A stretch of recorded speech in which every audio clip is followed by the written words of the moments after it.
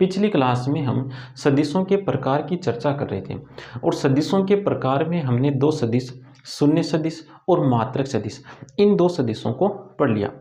अब देखो हमें यहाँ पर जितने भी सदिश पढ़ने उनके एक बार हम यहाँ पर नाम नोट कर लेते हैं। हमें एक तो पढ़ना है शून्य सदिश, शून्य सदिश। उसके बाद हमें पढ़ना है मात्रक सदिश, मात्रक सदिश। उसके बाद हमें पढ़ना है समदिश सदिश, समदिश सदिश। उसके बाद विपरीत सदिश, विपरीत सदिश। उसके बाद समान सदिश। उसके बाद ऋण सदिश, ऋण सदिश। और अंतिम हमें जो सदिश पढ़ना है उसका नाम है सह आदिम सदिश, सह आदिम सदिश। तो हमें यहाँ पर टोटल 7 सदिशों के बारे में पढ़ना है। कौन कौन से सदिश? शून्य सदिश, मात्रक सदिश, समदिश सदिश, विपरीत सदिश, समान सदिश, ऋण सदिश और सह आदिम सदिश। इन 7 सदिशों में से हमने पिछली क्लास में इन 2 सदिशों की चर्चा कर ली, एक तो शून्य सदिश और एक मात्रक सदिश। शून्य सदिश तो उस सदिश को कहा जाता है जिसका परिमाण क्या हो, शून्य हो, और मात्रक सदिश उस सदिश को कहा जाता है जिसका परिमाण कितना हो, एक इकाई हो। साथ में मात्रक सदिश को इकाई सदिश भी कहते हैं, यह भी आपको ध्यान रखना है। मात्रक सदिश को क्या कहते हैं? इकाई सदिश भी कहते हैं। तो जिसका परिमाण शून्य हो उसको तो शून्य सदिश कहते हैं, और जिसका परिमाण एक इकाई हो उसको क्या कहते हैं? मात्रक सदिश कहते हैं। अब अगले प्रकार की हम बात करते हैं। तो देखो समदिश सदिश, विपरीत सदिश, समान सदिश और ऋण सदिश, इन सदिशों को समझने के लिए हम समांतर रेखाएं खींचते हैं कुछ। तो समांतर रेखाएं खींचो पहले।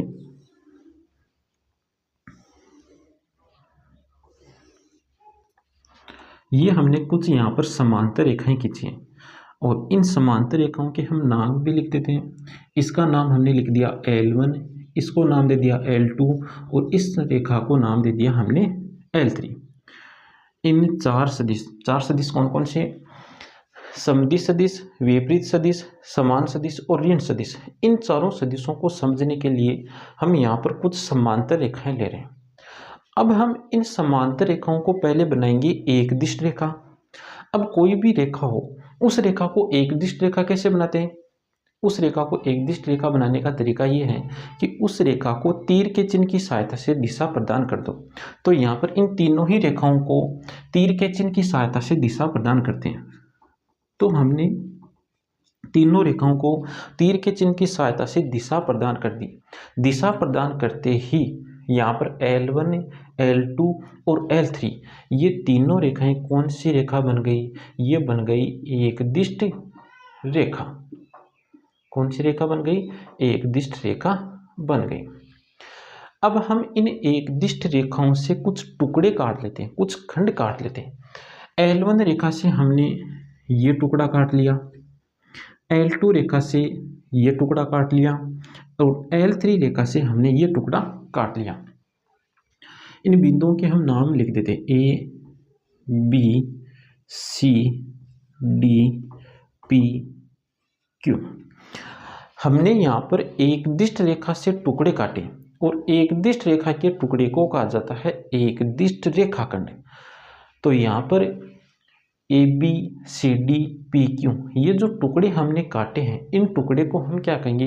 इन टुकड़ों को कहेंगे हम एक दिश रेखाखंड।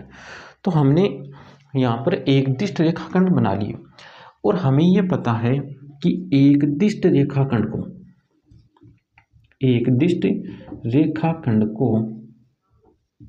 क्या कहते हैं? सदिश कहते हैं।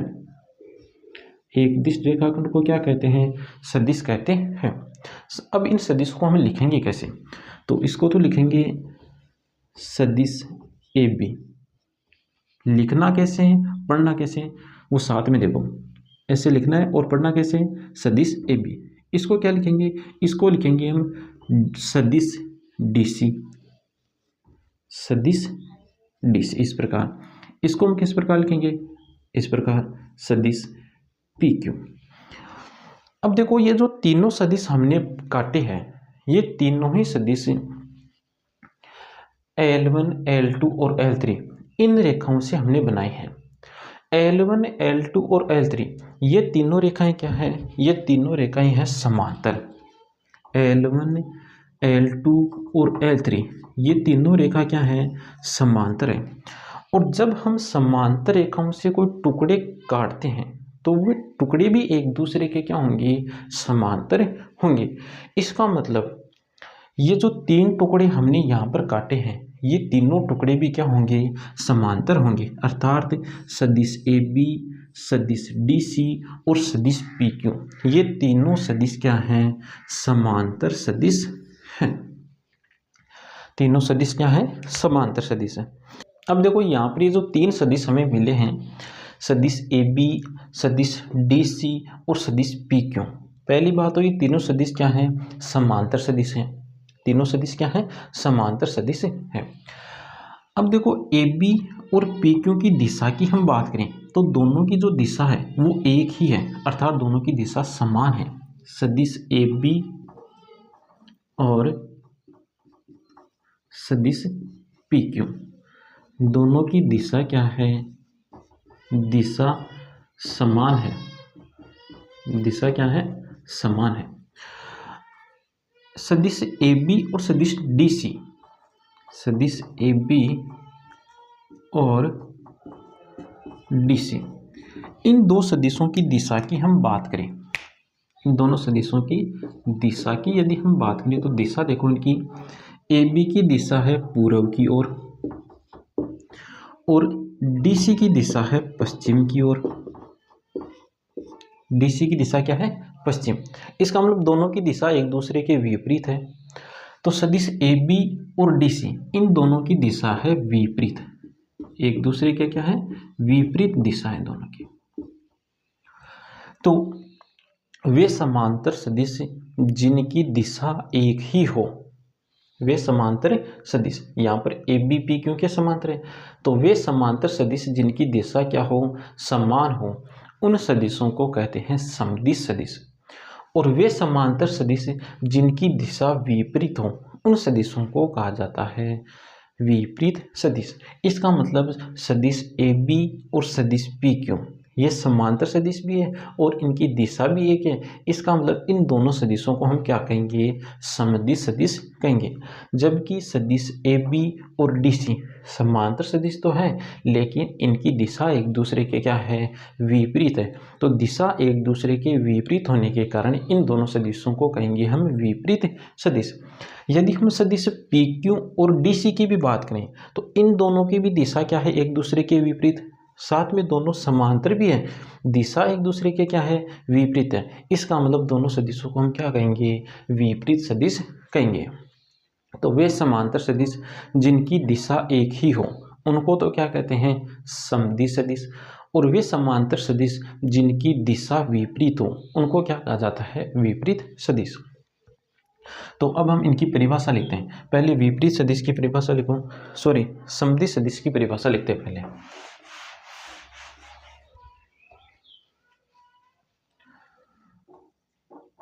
समदिश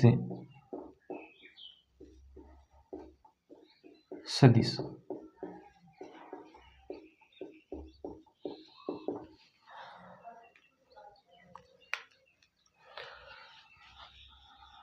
समांतर सदिश ऐसा लिखो, दो या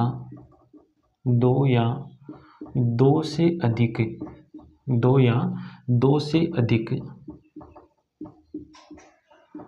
समांतर सदिश, जरूरी नहीं कि दो ही सदिश हों, दो से ज़्यादा भी सदिश हो सकते हैं। तो दो या दो से अधिक समांतर सदिश, समांतर सदिश जिनकी दिशा एक ही हो, जिनकी दिशा क्या हो, एक ही हो, समदिश सदिश कहलाते हैं।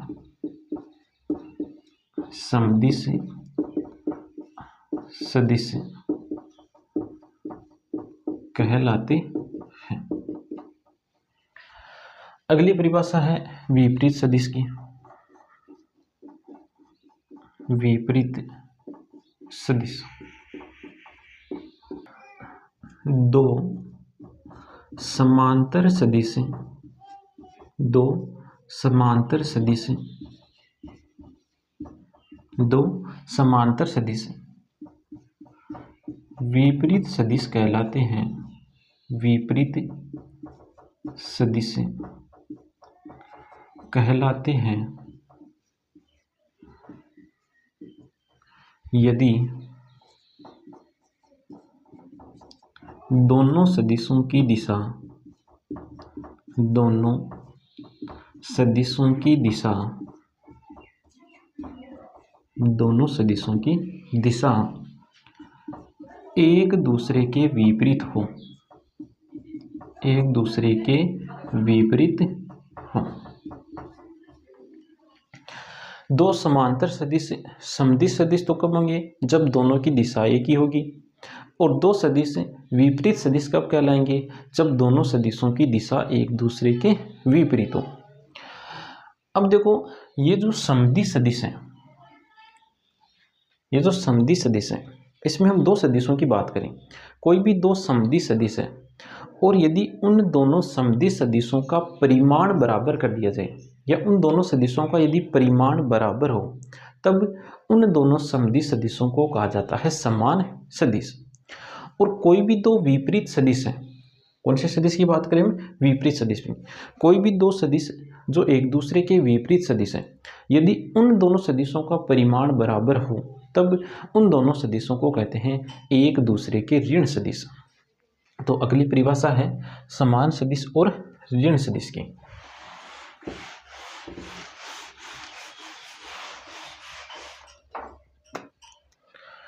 अगली परिभाषा लिखो समान सदिश,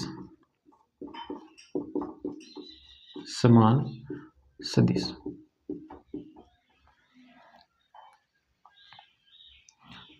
दो समदिश सदिश, दो समदिश सदिश जिनका परिमाण बराबर हो, जिनका परिमाण बराबर हो, परिमाण क्या हो, बराबर हो, समान सदिश कहलाते हैं। कौन से सदिश कहलाते हैं, समान सदिश कहलाते हैं। अब देखो कोई भी दो सदिश हैं, सदिश ए तथा सदिश बी, यदि ये दोनों समान सदिश हैं, सदिश ए तथा बी दोनों यदि समान सदिश हैं, तब इनको इस प्रकार लिखा जाता है सदिश ए बराबर सदिश बी। कोई भी दो सदिश यदि समान सदिश है, तब उनको लिखने का तरीका क्या है, जैसे सदिश ए और सदिश बी समान सदिश है, तो इनको लिखेंगे कैसे, सदिश ए बराबर सदिश बी। तो कोई भी दो समदिश सदिश जिनका परिमाण बराबर हो, उन समदिश सदिशों को क्या कहते हैं, समान सदिश कहते हैं। अगली परिभाषा है ऋण सदिश की। ऋण सदिश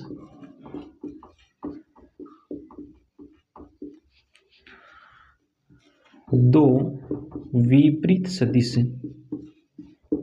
दो विपरीत सदिश, दो विपरीत सदिश एक दूसरे के ऋण सदिश कहलाते हैं, या एक दूसरे के ऋण सदिश होंगे यदि दोनों सदिशों का, एक दूसरे के ऋण सदिश होंगे यदि दोनों सदिशों का परिमाण बराबर हो, परिमाण क्या हो, बराबर हो या परिमाण समान हो, परिमाण क्या हो, बराबर हो। कोई भी दो समदिश सदिश है, यदि उनका परिमाण बराबर है तब उन सदिशों को तो कहा जाता है समान सदिश। और कोई भी दो विपरीत सदिश जिनका परिमाण बराबर है उन विपरीत सदिशों को क्या कहा जाता है, एक दूसरे का ऋण सदिश कहा जाता है। अब देखो, जैसे सदिश ए और सदिश बी, इन दो सदिशों की हम बात करें और ये दोनों सदिश एक दूसरे के ऋण सदिश हैं, एक दूसरे के क्या है, ऋण सदिश है। सदिश ए और बी एक दूसरे के ऋण सदिश है, तब सदिश ए के ऋण सदिश को देखो किस प्रकार लिखा जाता है। सदिश ए के ऋण सदिश को इस प्रकार लिखा जाएगा,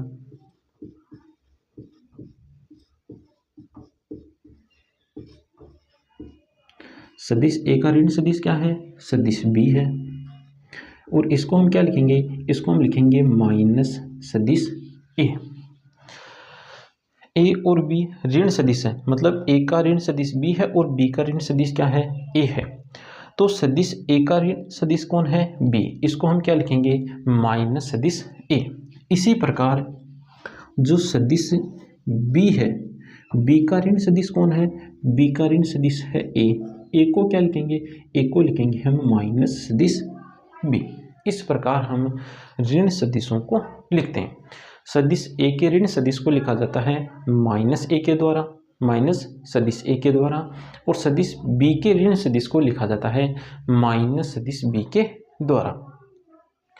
तो देखो, वे समांतर सदिश जिनकी दिशा समान हो समदिश सदिश कहलाते हैं, और वे समांतर सदिश जिनकी दिशा विपरीत हो उन्हें क्या कहते हैं, विपरीत सदिश कहते हैं। और दो समान सदिश जिनका परिमाण बराबर हो उन्हें क्या कहते हैं, समान सदिश कहते हैं। साथ में दो समान सदिशों को लिखने का ये तरीका भी हमें पता होना चाहिए, किस प्रकार लिखा जाता है। उसके बाद दो विपरीत सदिश जिनका परिमाण बराबर हो उन्हें क्या कहते हैं, ऋण सदिश कहते हैं। और ऋण सदिशों को लिखा किस प्रकार से जाता है, ये तरीका भी हमें पता होना चाहिए। ए और बी यहाँ पर एक दूसरे के ऋण सदिश है, मतलब ए का ऋण सदिश बी है और बी का ऋण सदिश कौन है, ए। ए का ऋण सदिश बी है, इस बी को हम क्या लिखेंगे, इसको लिखेंगे माइनस सदिश ए के द्वारा। और सदिश बी का ऋण सदिश कौन है, सदिश ए, और सदिश ए को हम क्या लिखेंगे, माइनस बी सदिश के द्वारा। अब देखो, सदिशों का एक जो प्रकार है यह है सह आदिम सदिश। अब देखो, सह आदिम सदिश क्या होते हैं, सह आदिम सदिश उन सदिशों को कहा जाता है जिनका प्रारंभिक बिंदु एक ही हो, जिनका प्रारंभिक बिंदु क्या हो, एक ही हो। देखो, यहां पर हम कुछ सदिश बनाते हैं।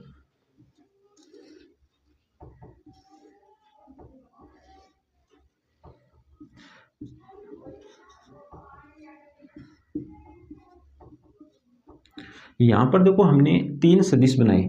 एक तो सदिश है ए डी, एक सदिश है ए सी, और एक सदिश है बी ए। ये तीन सदिश यहाँ पर बनाए। अब इन तीनों ही सदिशों में देखना, ये जो दो सदिश हैं, सदिश ए डी और सदिश ए सी, इन दोनों सदिशों का प्रारंभिक बिंदु एक ही है। इन दोनों का प्रारंभिक बिंदु क्या है, ए है, दोनों का प्रारंभिक बिंदु एक ही है। तो जिन सदिशों का प्रारंभिक बिंदु एक ही होता है उन सदिशों को कहा जाता है सह आदिम सदिश। तो यहाँ पर सदिश ए डी और सदिश ए सी का प्रारंभिक बिंदु एक ही है, इस कारण इन दोनों सदिशों को हम क्या कहेंगे, सह आदिम सदिश, सह आदिम सदिश। इसकी परिभाषा को लिखो, देखो, सह आदिम सदिश, सह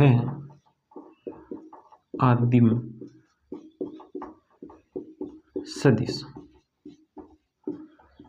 सह आदिम सदिश।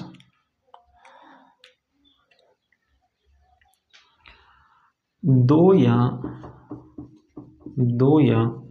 दो से अधिक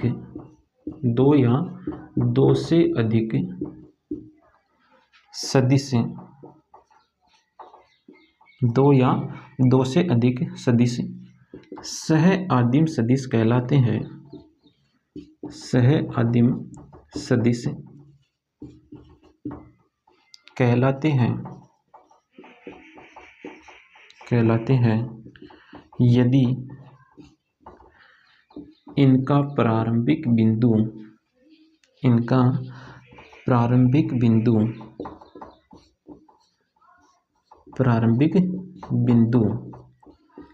एक ही हो। प्रारंभिक बिंदु क्या हो? एक ही हो। उन सदिशों को क्या कहा जाता है? सह आदिम सदिश कहा जाता है। तो हमने आज की क्लास में जो सदिश के प्रकार जो शेष थे उन सभी प्रकारों का अध्ययन कर लिया। हमने देखो कौन कौन से सदिश की चर्चा की? समदिश सदिश, विपरीत सदिश, समान सदिश, ऋण सदिश और सह आदिम सदिश। एक बार हम इन सदिशों की परिभाषा को दोहरा लेते हैं। देखो समदिश सदिश किनको कहा जाएगा? वे समांतर सदिश जिनकी दिशा एक ही हो, समदिश सदिश कहलाते हैं। उसके बाद वे समांतर सदिश जिनकी दिशा विपरीत हो, उन सदिशों को क्या कहते हैं? विपरीत सदिश कहते हैं। और दो समदिश सदिश जिनका परिमाण बराबर हो उनको क्या कहते हैं? समान सदिश। दो विपरीत सदिश जिनका परिमाण बराबर हो उनको क्या कहते हैं? ऋण सदिश कहते हैं। और सह आदिम सदिश किसे कहते हैं? दो या दो से अधिक सदिश सह आदिम सदिश कहलाते हैं यदि उनका प्रारंभिक बिंदु क्या हो? एक ही हो। उन सदिशों को क्या कहते हैं? सह आदिम सदिश कहते हैं। जैसे यहाँ पर सदिश AD और सदिश AC की बात करें तो इन दोनों सदिशों का प्रारंभिक बिंदु A है, मतलब एक ही है। इसका मतलब इन दोनों को हम क्या कहेंगे? सह आदिम सदिश कहेंगे। साथ में हमें यहाँ पर दो बातें और ध्यान रखनी है जो लिखने वाली बातें। जैसे सदिश A और सदिश B समान सदिश हैं तो इनको हम क्या लिखेंगे? सदिश A बराबर सदिश B। इसी प्रकार ऋण सदिश में भी हमें इस प्रकार की बात ध्यान रखनी है। यदि सदिश A तथा सदिश B ऋण सदिश हैं, मतलब सदिश A का ऋण सदिश कौन है? सदिश B है। और B का ऋण सदिश कौन है? सदिश A है। तो सदिश A का जो ऋण सदिश है इसको हम क्या लिखेंगे? माइनस सदिश A के द्वारा। और सदिश B के ऋण सदिश को हम किसके द्वारा दर्शाएंगे? माइनस सदिश B के द्वारा दर्शाएंगे। तो आज की क्लास में इतना ही।